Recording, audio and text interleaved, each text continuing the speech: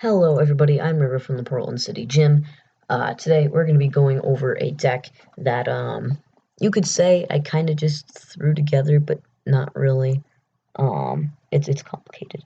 But, so basically, there was a new card revealed called, Charizard. Who would have thought, right? I mean, we haven't had a Charizard card printed in, like, what has it been, like, not even a week? So they had to print a new Charizard. They just had the itch. What can I say? Um, so another Charizard card was revealed. And this one actually has a lot of competitive viability. I like this card a lot. I feel like this is one of the best, like, Stage 2s we've had in a long, long time. Geez, when's the last time we had a Tier 1 Stage 2? Probably, like, what, Gardevoir GX? I might be wrong about that, I don't know. But I'm pretty sure that was the last one, Gardevoir GX. So, I don't know if this will be Tier 1 or not. Definitely something to experiment with.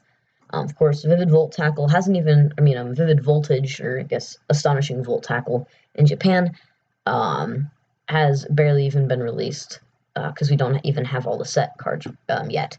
So, even this card hasn't even been released in Japan, so we have no idea if this card is going to be good or not.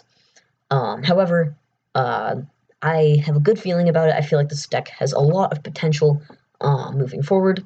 And it being only a one prizer, however, being a Stage 2, is very, very strong. So let's just get into the list. We play 4 copies of Charmander. I play the one from Team Up because it has a semi-decent attack and Ember. 1 Fire Energy. It does 30, which is pretty good for 1 Fire Energy, and you discard an energy attached to it. So it's just there. In a pinch, you can hit 30, which could set up some knockouts later on, as you'll see. 2 Charmander. I just kind of picked the Charmander that first came up.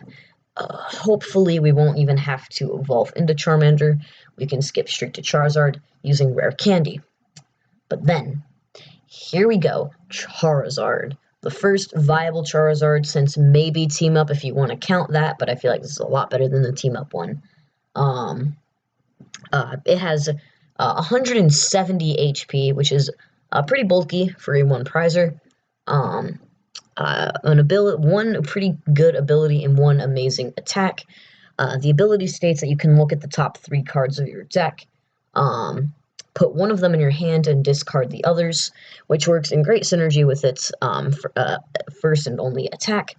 2 Fire Energy, and it does 100 damage, but it does 50 more for each of your Leon in your discard pile. So you have 4 Leon in the discard pile, and it does 300.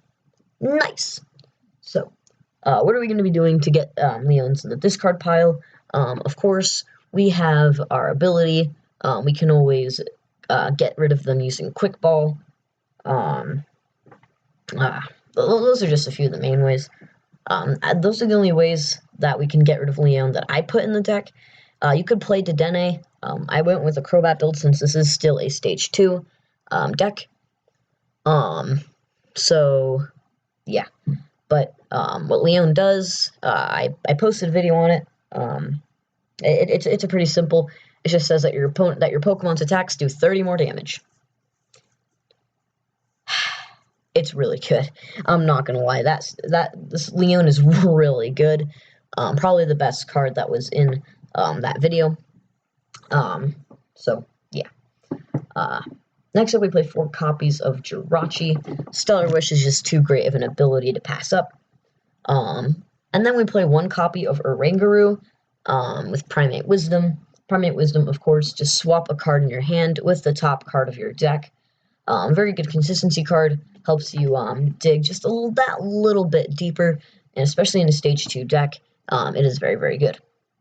And then the main reason why we play Oranguru is the Mind Report in Mewtwo. It says that when you place Pokemon from your hand onto your bench during your turn, you put a supporter card from your discard pile on the top of your deck. So you play Mewtwo down, and then use Oranguru to put the supporter in your hand from your deck. So, very, very, very strong. Now you may be thinking, why would we want to get supporters out of our discard pile when the whole goal is to get all of them in the discard pile, why we want to bring them out. And I'll get to that in a little bit. And then we play 2 copies of Crobat V. Maybe just 1 copy of Crobat V will be fine, but I play 2 just for the little bit of extra consistency. And that's the whole Pokemon lineup. Pretty standard for Stage 2s, minus maybe the Mewtwo, but pretty standard stuff. Pretty consistent all around. Maybe I could play an extra Rangaroo or an extra Mind Report Mewtwo. 1-1 leaves them a chance to be prized, which would be very unfortunate. However, this deck can survive without them. It's just a bit more difficult. Next up is supporters, and we only play 8. 4 supporters, 2 different ones. 4 copies of Leon. You cannot play this deck with 3, obviously. You need to be able to max out at 300 damage or 330. So that's what I was saying earlier. If you get all 4 Leons in the discard pile, or you get 3 Leons in the discard pile, you can play it, which will put it in the discard pile, and you'll get basically an extra 80 damage. The 50 from Charizard's attack and the 30 from Leon. So basically, if you can play Leon every single turn, it'll technically still be in the discard pile, and you can use Leon for its fullest effect. And Leon's fullest effect really does help out Charizard a lot, because 300 isn't really knocking anything out. It's knocking out more Peko VMAX, I guess, but it's not really doing much.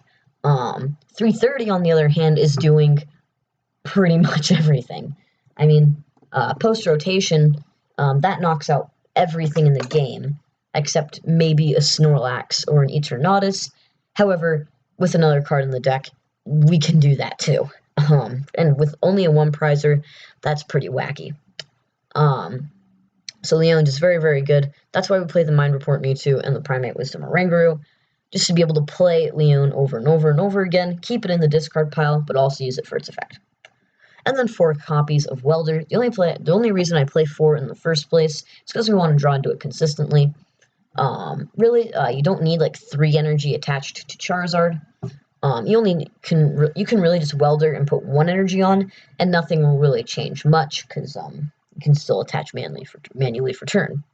It's mostly just used as an extra attachment in a draw 3. This deck, as you can see, kind of struggles to draw just a little bit, because we want to play Leon every single turn, which cuts us off from the possibility of things like Professor's Research or Marnie. Another thing that's so unfortunate is that we have no gusting options. If you want to take out a card, maybe like a Jirachi or one of my Charmeleons or something, you could put in a Fion, which would give it a bit of gusting, kind of half-assed gusting, but gusting nonetheless. I could see that as an inclusion. But I mean, like, you're knocking out everything in the game anyway. It's not like you really need to pinpoint all those knockouts, you know? So there's really that. Even if we could find the room, or were able to play boss's orders, you'd only really need like 1 or 2. Just because if your opponent attacks you with something like an Eternatus, you're knocking them out right back. You're knocking out everything. There's no reason to pinpoint for things like Dedenne or Crobat or any of the such. So that's just that, you know. Oh, and I do feel like it is worth mentioning that since each one is technically, and every Leon you play is technically a plus 80 for Charizard's attack that turn, you can knock out a Crobat with just playing a Leon, if you do choose to play Gusting, that is. So yeah, that's the Welder. It is mostly there for the draw 3, but being able to attach an extra energy, powering up a Charizard a little more efficiently, is very, very helpful. Next is item cards for Quick Ball, because it's Quick Ball, for Great Ball, because we play a lot of Pokemon, and we want to search them out. If you want to swap that with Pokemon Communication, which I do play Pokemon Communication in this list, just not 4 of them. If you want to play 4 Pokecom and 2 Great Ball, or 3 Com, 3 Great Ball, that also does work, since we do play 18 Pokemon, so Pokemon Communication is usually going to be a live card. For Rare Candy, we do not want to evolve through Charmeleon, which is why I was considering getting rid of a Charmeleon and maybe adding like a Fion. However, I think 2 Charmeleon adds a bit of consistency in case you really have to. You're just absolutely dead drawing, can't find a rare candy. Charmeleon's there. 4 copies of Scoop Up Net. This is just for our Mewtwo, and if absolutely necessary, our Jirachi. I don't see us using Scoop Up Net on Charizard because, really, I mean, come on. And I can't really see us using it on a Oranguru unless we really need to Primate Wisdom for a second time in the turn. It's for Mewtwo and maybe Jirachi. That's it. 4 Switch because we do play a Jirachi engine and a Skateboard is rotating. Sucks, but it is what it is. 2 copies of Pokemon Communication. The reason I opted for Great Ball over Pokemon Communication is mostly just because a lot of the Pokemon in our deck are going to be getting played down. Usually whenever you have a Pokemon in your hand, you don't want to shuffle it back in. You want to be able to play it. Like Jirachi, Charmander, you're going to be wanting to play it down on the bench so that you can set up another Charizard. Oranguru, you're going to want to place that down on the bench so that you can use Primate Wisdom. Mewtwo, same thing. Crobat, same thing. So it's just really not going to be as useful of a card as something like Great Ball is, because Great Ball can just search out Pokemon on top of any Pokemon you might already have. So yeah, maybe if you want to shuffle in a Charmeleon or something, or you already got your 1 or 2 Jirachis for the game, you can Pokemon Communication those in, which is why I do still play 2. However, I feel like Great Ball is a little bit more useful. 2 copies of Vitality Band. This is that card I was talking about earlier. 330, attach a Vitality Band, 340. There you go, knocking out everything in the game. Nice. 1 copy of Ordinary Rod. This is still a Stage 2 deck. It can get inconsistent. Things get knocked out, yada yada, Ordinary Rod. And then 9 copies of Basic Fire Energy. You don't need a whole ton of Fire Energy in this list, mostly because it is just a 2 energy attack. We do have Ordinary Rod, which essentially can give us 11 Fire Energy, which I think is more than enough. I mean, even if we do play all 4 of our Charizards, we'll still have 1 Fire Energy left over. So it's just not as necessary. However, 9 seems to be a pretty good amount. So yeah.